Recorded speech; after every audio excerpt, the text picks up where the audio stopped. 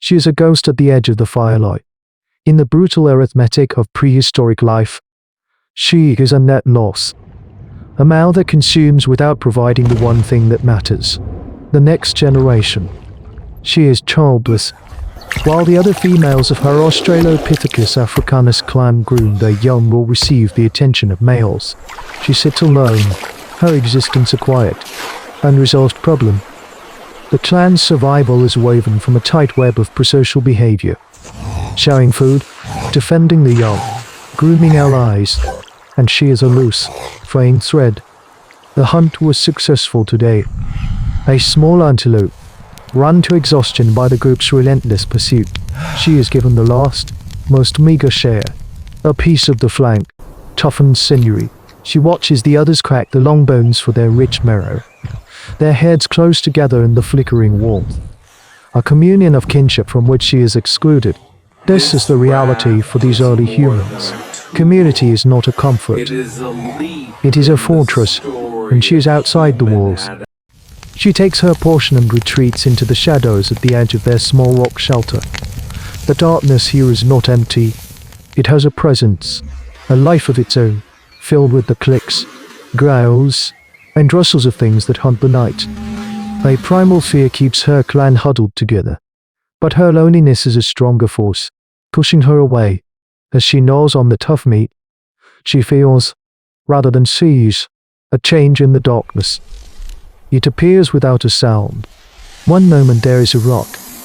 The next the rock has eyes, two enormous, yellow orbs, like twin moons, stare at her from the gloom. It is an Ornimegalonyx, the giant courser owl of the long-minus past world. Standing nearly as tall as she is, it is a creature of the night, a silent predator. Her first instinct is to shrink back, to make herself small. The clan would raise a cry, throw stones, but she is alone, and the owl does not move. It simply watches, its gaze unblinking, intelligent, in a gesture she does not understand, an act born of a profound and aching emptiness. She does something unthinkable. She tears off a small piece of her precious meat and tosses it onto the ground between them. The owl's head swivels, a complete, silent rotation. It hops forward, a surprisingly delicate movement for such a large creature. It inspects the offering, then snatches it with its formidable beak and swallows it in a single motion. It does not leave, it simply stands there, its moon-minus eyes fixed on her, waiting. Slowly, deliberately, she tears off another piece. This is the beginning of a conversation, a bond that has no name, a treason against the rigid logic of survival. The ritual becomes the center of her world. Every night, after the communal meal, she slips away with a hidden scrap of skin or a piece of gut. The great owl is always there, waiting in the same spot, its form a darker patch of night against the rock. It no longer waits for her to toss the food. It takes a few bold, hopping steps forward and accepts the offering from near her feet.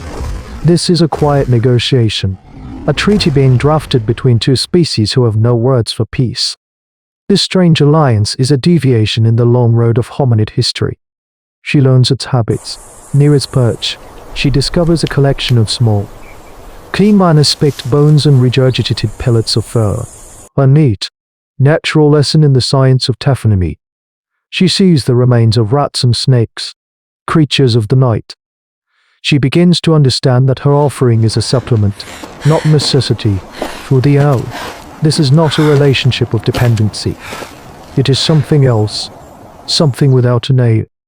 It is a flicker of connection in a life defined by its absence. But secrets are a luxury the clan cannot afford.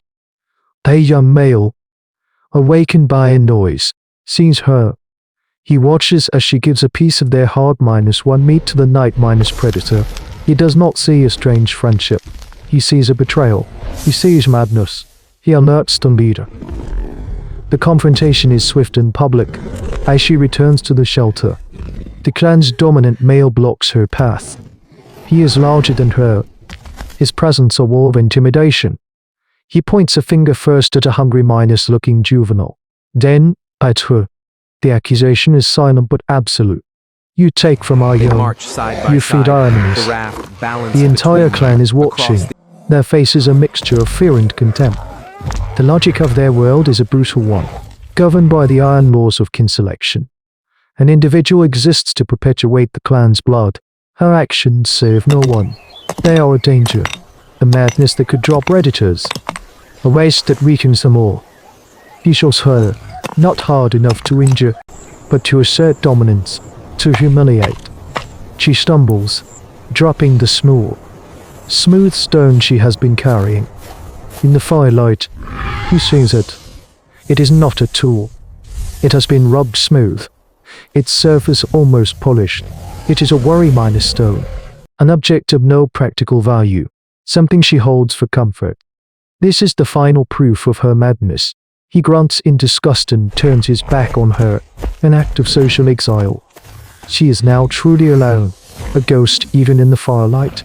The choice is clear: abandon the owl, control, and perhaps be allowed back into the fragile safety of the group, or continue her secret treason and risk being cast out completely. She looks from the hostile backs of her clan to the deep darkness beyond the fire. Out there, two yellow eyes are watching, waiting. The fear of being alone is a primal terror, a promise of a swift and violent end. But the thought of returning to a life of utter emptiness is a different kind of death. She picks up her smooth stone. Its familiar weight is small anchor in a sea of hostility, and makes her choice. The rains arrive, cold and relentless, turning their world to mud and misery. Hunting becomes impossible. The clan huddles in the shallow rock shelter, their bodies pressed together for warmth, their hunger a constant, grinding ache. The social tension is a palpable thing, thick as the dumb air. Every glance towards the woman is laced with accusation. The scraps she saves for the owl are no longer just waste. They are a theft from their very mouths. But she persists, her nightly ritual an act of quiet defiance. The owl now comes closer than ever, its form just at the edge of the fire's reach.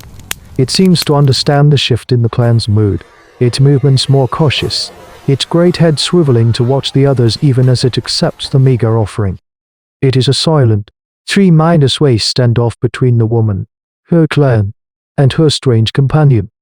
This fragile, unnamed symbiosis is about to be tested. The third night of the rain is the worst. A cold fog blankets the landscape, muffling all sound. The fire has dwindled to a pile of hissing embers, providing little light and less warmth. The clan sleeps fitfully, their empty bellies and the damp cold denying them true rest. The male on watch, exhausted and miserable, dozes at his post. This is a moment of perfect vulnerability. The danger is already there. A dark, fluid shape detaches itself from the rocks 50 paces away. A leopard, a master nocturnal predator, is using the fog and the darkness to stalk the sleeping camp. Its movements are liquid silence, its belly low to the ground. It is the perfect killing machine, an apex hunter of these prehistoric animals, and it is moving towards the weakest prey, the sleeping young. No one sees it, no one hears it. The sentry sleeps. The clan is lost in dreams of food and war. But the owl sees, perched on its rock, its enormous eyes, built to gather the faintest photons of starlight, pierce the fog, its hearing, so acute it can pinpoint the rustle of a mouse under a foot of leaves, detects the whisper of the leopard's paws on the wet stone. It lets out a sound unlike any other. It is not the hoot of an owl.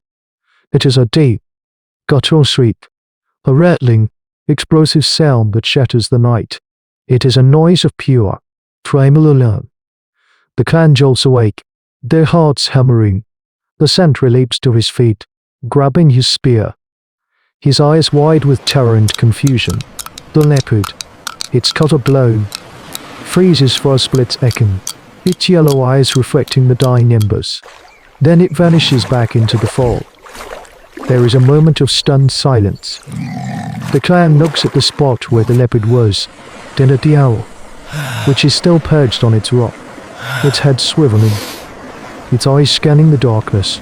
Then, they look at the woman, her strange madness, her treason of scraps, her bond with the ghost of the night, has just saved them all. The dominant male looks at her, and for the first time, there is not contempt in his eyes, but a dawning, reluctant understanding. The rules of survival, they are beginning to learn, are far stranger and more complex than they had ever imagined. The woman, the outcast, has brought a new kind of sentry into their camp, a pair of eyes that can see in the dark. That owl's cry was the first bark of a guard dog, the first meow of a cat warning of a coming storm. It was the birth of an idea that would reshape the path of human evolution.